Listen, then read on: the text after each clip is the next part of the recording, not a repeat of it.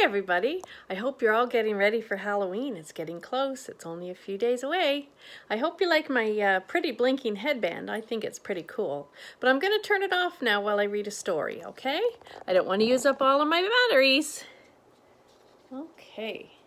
There. But I'll leave it on. Today, I'm going to read a story called Frank Jr.'s First Pumpkin. Frank Jr.'s First Pumpkin.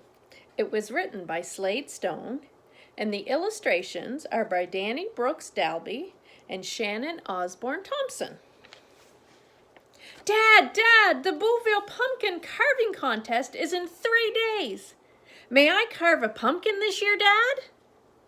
Frank Jr. burst through the door full of excitement. He almost ran into his sister, Francine. Dad's in the library, Francine stated, straightening her hair. So, you think you're old enough to enter a pumpkin this year, huh, Frankie? I've been studying the winning entries for the past 3 years, as a matter of fact. I now feel able to handle the various carving tools that... Yeah, said Francine, waving her hand. And it's Frank Jr., not Frankie, Frank Jr. muttered as he went into the library. He doesn't look very happy with his sister. There sat Frank Sr. reading a book on the history of the English language. Dad, the big pumpkin carving contest is coming up, and I want to enter this year.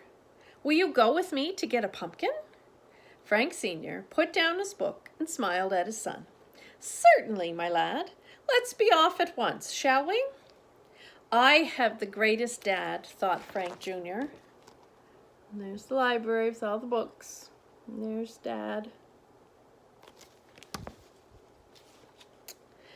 Through the yard, down the street, and across the field went the father and son until they reached the largest pumpkin patch in Bouville.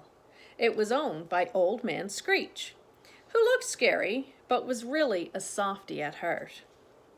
Each year, Mr. Screech let each Bouville kid pick a pumpkin from his pumpkin patch. And this year, Frank Jr. would get his very own.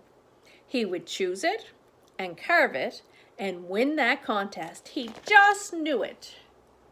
There they go. See the pumpkin patch? Frank Jr. took off through the pumpkin patch. He came across a pumpkin that was rather interesting. It was squat and oval. Quite different, said Frank Jr. I don't know, said a voice. Frank Jr. turned. There stood his dad. It's not a good pumpkin, son, his dad said. The circumference at the middle should be roughly equal to the circumference of the... The what? Asked Frank Jr. It's simply a matter of geometry, son. What I mean is that a pumpkin should be more round if you want to carve the best face. I have the smartest dad, thought Frank Jr. And there's his dad.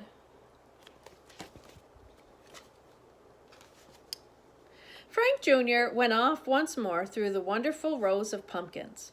He looked at the small pumpkins, the big pumpkins, the oval pumpkins, the lopsided pumpkins. Then he found a really interesting pumpkin. It was perfectly round, but it had bumps and lumps all over it. Awesome, thought Frank Jr. I don't know. It was his dad again. He was rubbing his chin. One should avoid a pumpkin with bulbous protrusions if... With what? Frank Jr. asked.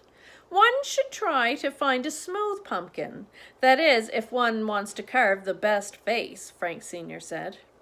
Frank Jr. sighed. I have the pickiest dad, he thought.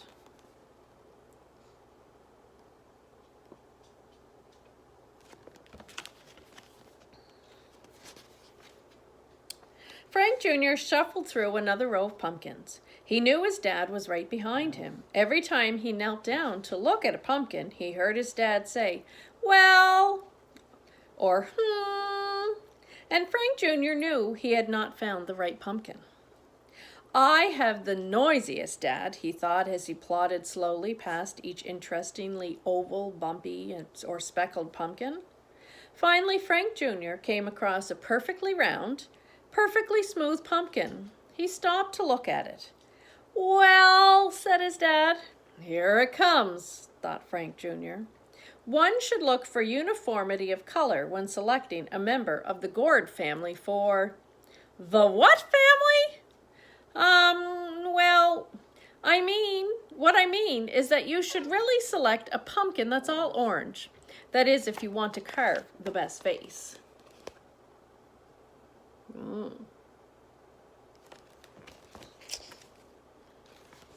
Frank Jr. took in a big breath. Then he looked up at his big, tall dad and said, I respect your advice, Dad. I look up to you all the time. But I want to pick my own pumpkin, and I want to carve it myself. And, what are you saying, son? I'm saying lay off, Dad, please. There was an awful silence. A terrible, awful silence as Frank Jr. felt his tummy flip-flop. But then a smile made its way across his dad's face. But of course, my lad, you're absolutely right. You let me know when you've found your pumpkin.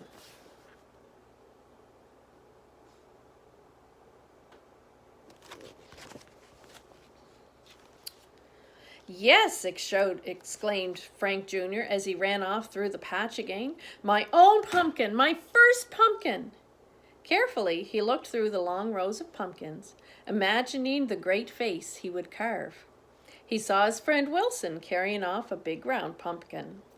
And there went Denton with a big smooth pumpkin. Kate went by with a small bright orange pumpkin. But mine will be the best, thought Frank Jr. There's Wilson and Denton and Kate, all with their pumpkins. And then he saw it, the most wonderful pumpkin he had ever seen. He could not believe it was still left in the patch. Why, it was beautiful. It was amazing. It was so interesting. It's perfect, said Frank Jr. He waved to his dad, and then he felt a lump come to his throat. He won't like this pumpkin, I just know it, he thought glumly. Frank Sr. walked over with the wagon. He looked at the pumpkin, and then he looked at his son. It's a fine pumpkin, he said. Thanks, Dad, said Frank Jr. with a sigh of relief. And as the sun began to set, father and son walked home, pulling that fine first pumpkin behind them. I have the greatest dad, thought Frank Jr. There's the pumpkins, and there they go. I wonder what his pumpkin looked like. For 2 whole days, Frank Jr. studied and planned and carved his first pumpkin. He would not let his mom or dad, and especially not his sister, watch him work. I'm going to do this on my own, he told them. Frank Jr. took his pumpkin to the contest. He gently set it down with all the other pumpkins on the table. They were perfectly round pumpkins, perfectly smooth pumpkins, perfectly orange pumpkins. For a moment, Frank Jr. thought about taking his pumpkin back.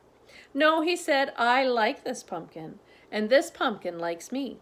It may not be perfect to everyone, but it's perfect to me. And there he is, setting his pumpkin down.